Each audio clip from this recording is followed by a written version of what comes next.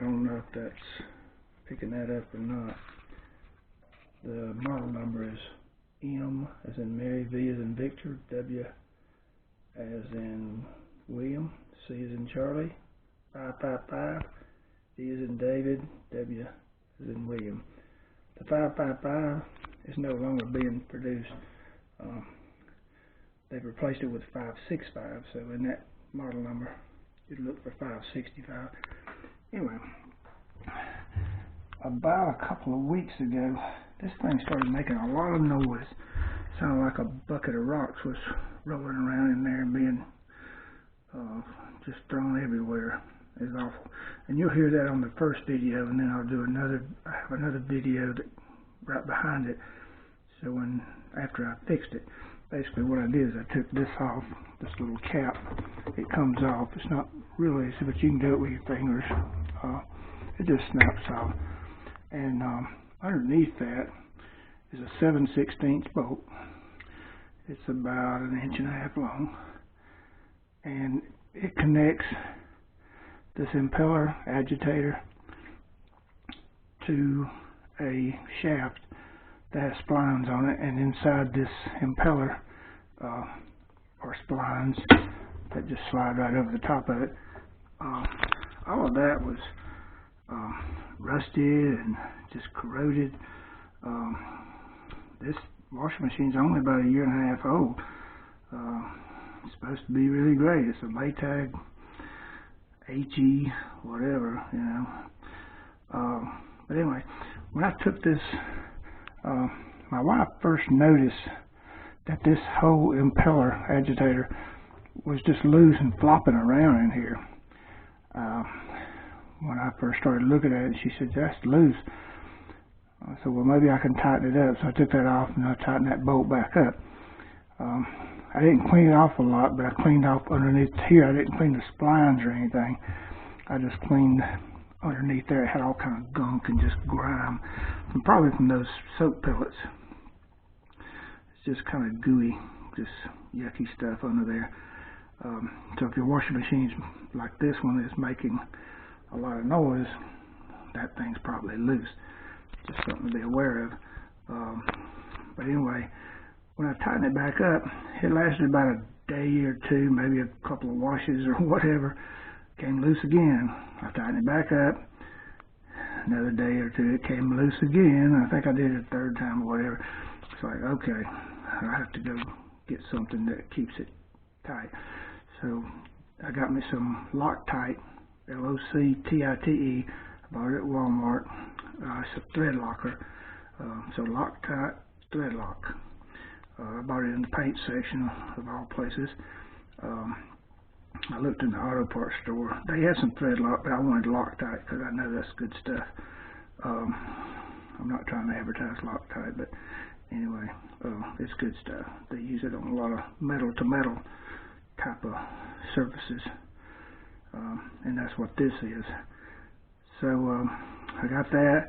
I took a little small wire brush and I cleaned those splines on the shaft and also inside the impeller. And I cleaned those the best I could. They were pretty nasty. Then I vacuumed all that stuff up. But I put it back on, put the thread lock on the bolt, and tightened it up pretty tight. I didn't check the internet to see what the torque specification was, but I tightened it really tight, and I didn't want to break anything, but I tightened it up really snug. And it says it'll set up, and that Loctite sets up in like 10 minutes, but if you really want it to be secure, let it set 24 hours. So we did that. That was about a week ago. Of course, I put the little cap back on, and this thing is snug. I mean, it was up about 1/4 inch. It would just flop around in there. So it doesn't do that anymore. So ever since I've been washing clothes, I don't know how many loads of clothes she's washed, playing catch up, trying to get her clothes washed. It got where it wouldn't wash our clothes, so we had to rewash just about everything we've been washing or trying to wash. So we've washed a lot of clothes in a week, and it's still working fine. And it actually is quieter than the day we bought the thing. I don't know if Maytag just didn't torque it down right. I don't have any idea what the deal is there. I'm not really. I was skeptical of buying one of these new fancy washing machines. They act like, oh, this is great. Uses HE, whatever that is, high efficiency or something. I don't know. It's supposed to shoot water up through here and wash your clothes. I don't know how that works. I'm old school. I like the old agitator. That's fine. I prefer that. If this thing ever quits working completely, I'm going to give this thing away. I paid a lot of money for this thing. I'll just give it away and go get me one with an agitator. I don't care if it's a used one. I'll go get one that actually works. This thing is now cleaning our clothes. It does wash. It got to the point that those blue pellets that we put in there, they look like this. That's all they are.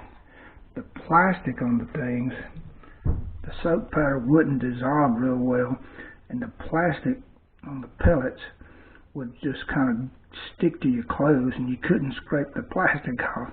So I had to throw a couple of shirts away. Plus, it didn't wash your clothes either. So it was horrible. I hope nobody else is having that stupid experience. But I'm not a proponent of these machines. I'm just going to be old school, and I can't recommend these types of machines. I'm not convinced they're all that great. It's working now. It's to me, it's louder than a normal wash machine. You have to keep the door closed in the laundry room. And if you can't do that, I definitely wouldn't recommend one of these things. I think they are noisy. A lot of people on the internet complain about them being noisy, this particular model. So if you Google this model, you're going to see those concerns. And I don't know how to fix that. I don't know how to make that quieter. But anyway, I just wanted to do a video showing, the first video will be where it's making a bunch of noise, sounding like rocks rattling around in there. And then I'll have another one right behind it. You'll see after I did the repair that it's quieter. It's not as quiet as I'd like it, but it's quieter than the day we bought it. I'll put it that way. Whatever that's worth. So anyway, if you're having that same problem, if it's making a lot of noise, not washing your clothes right and stuff like that, think about repairing that similar to what I suggested there, and I think that'll probably help you. So I'm hoping this video helps somebody, save them some grief, because it sure surprised me. I never expected this thing, being a Maytag, I never expected it to fail. But man, after about a year and a half or so, it's basically was non-functional, and I don't think any kind of warranty would have repaired that stupid thing. So anyway, I hope you liked your washing machine better than I did. Maybe I just got a bad one. Maybe yours will work forever. So anyway, hope this helps, and you can watch the videos and see if your washing machine is doing what mine was doing. So anyway, good luck on everything. Thanks. This thing sounds awful. It's got a 10-year warranty. We just bought it a couple of years ago. It sounds like a piece of junk.